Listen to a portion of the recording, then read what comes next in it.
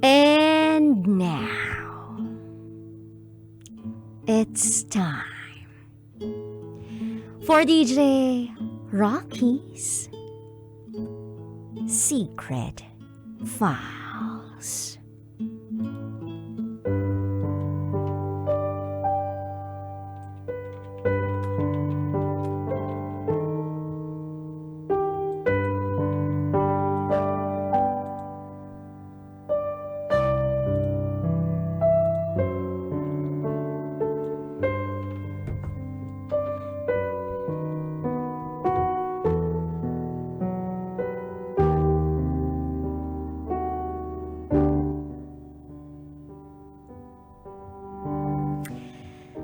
Panahon na para pilitin ang puso kong humilom sa pagkawala niya.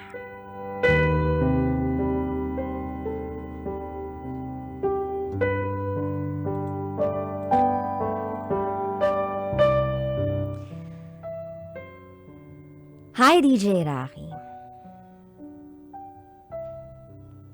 Itago mo ako sa pangalang Ava. And this is my secret file.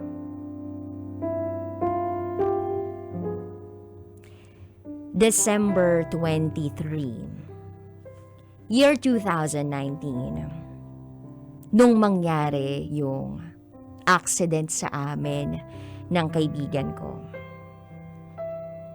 After mangyari yun, I still had the chance na tanungin kung ano yung wish niya sa paparating na Pasko.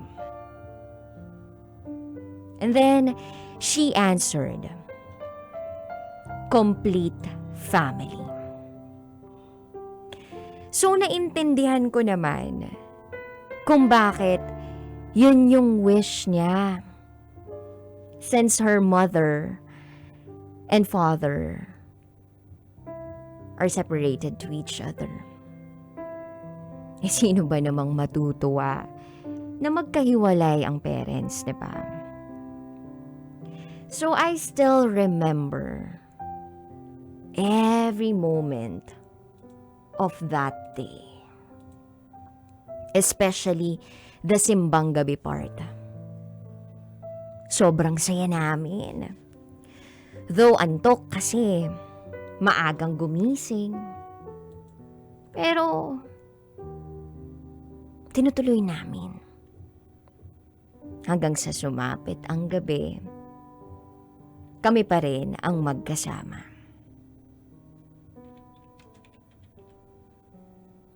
Habang pauwi kami, nagkukwentuhan pa kami about sa future namin. Especially, yung profession namin in the future, which is becoming a flight attendant. Same as her, but because of her height, sabi niya na, ayoko na nga, magtutour guide na lang ako. At parehas kaming napatawa doon. Pati school na papasukan namin, napagkwentuhan namin. Kesyo sa iisang school kami mag-aaral. But eventually, kailanman, hindi na mangyayari yun. Kahit pa ipilit ko. Hindi na. Malapit na kami sa sasakayan namin. Nang may isang humarurot na sasakyan na siyang sumira ng pangarap naming dalawa. I just found myself nakahiga sa kalsada at duguan. Pero never kong naramdaman yung sakit. Hanggang sa hinanap ko yung kaibigan ko, tapos natagpuan ko siya sa isang madilim na parte ng kalsada. Kung ako duguan, aba, siya mas duguan. Nawalan siya ng malay. Hinawakan ko yung ulo niya para sana iharap sa akin, pero paghawak ko, naliligo na siya sa sarili niyang dugo. At wala akong ibang maramdaman kung hindi takot. Takot na baka hindi na siya magising. Takot na baka iwan niya na ako. At yung takot ngang yun ang nangyari. Pinilit ko pa siyang gumising. Pinilit ko pa siyang pagalawin.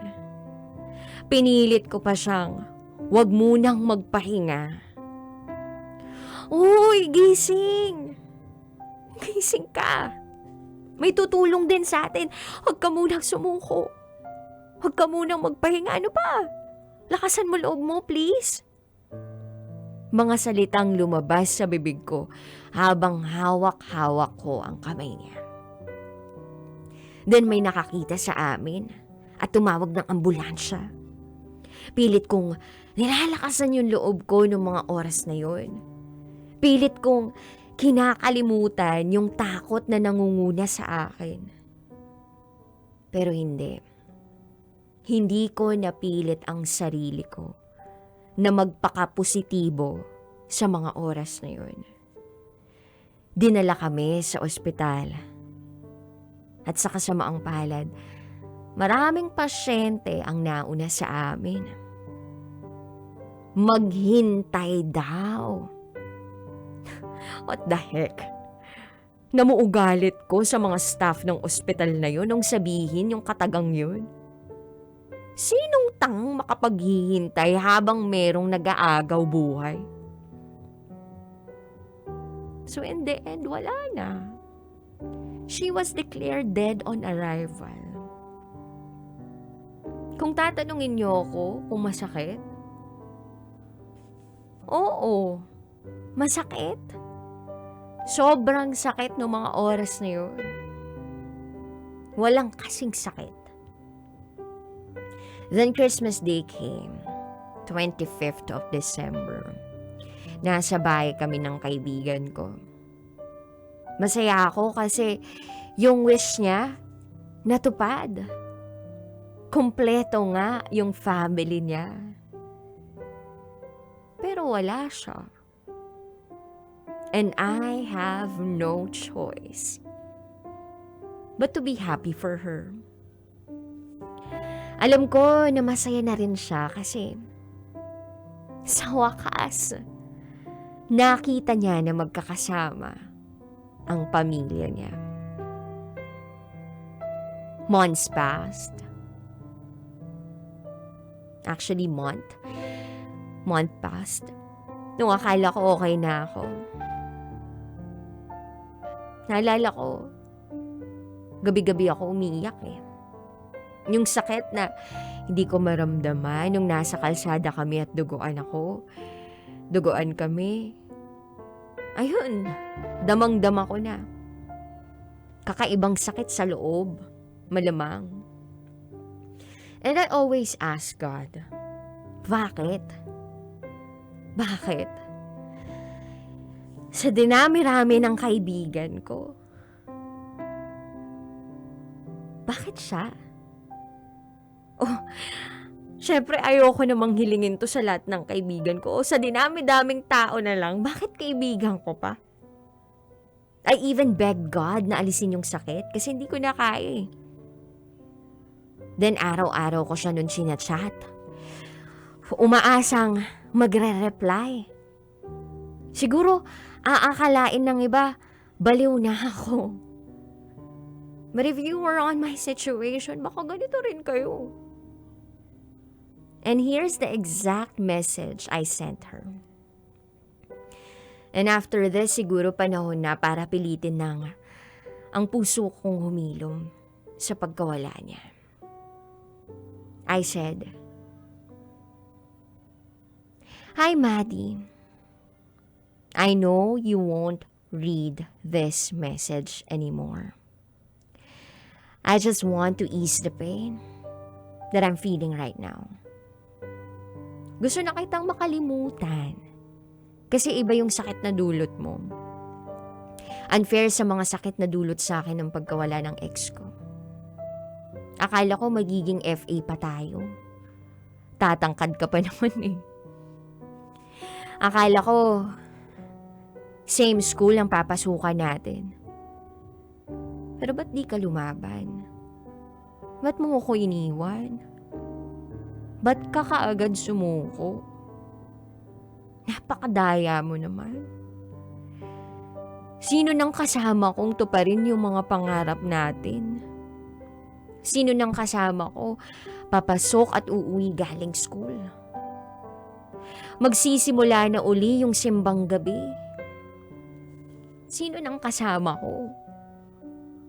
Ang unfair. Napaka-unfair. Dalawa tayong nasagasaan. Ba't ikaw lang yung nawala? Ba't ako lang yung nabuhay? Madi, sobrang miss na kita. Ang daya mo, nagpapahinga ka na ngayon. Wala ka nang sakit na nararamdaman. Tapos eto ako, sobrang nasasaktan. May bago ka na bang best friend dyan? Kung hindi ka na talaga babalik, pwede bang pakiusapan mo na lang si God na makalimutan na kita? I miss you so much.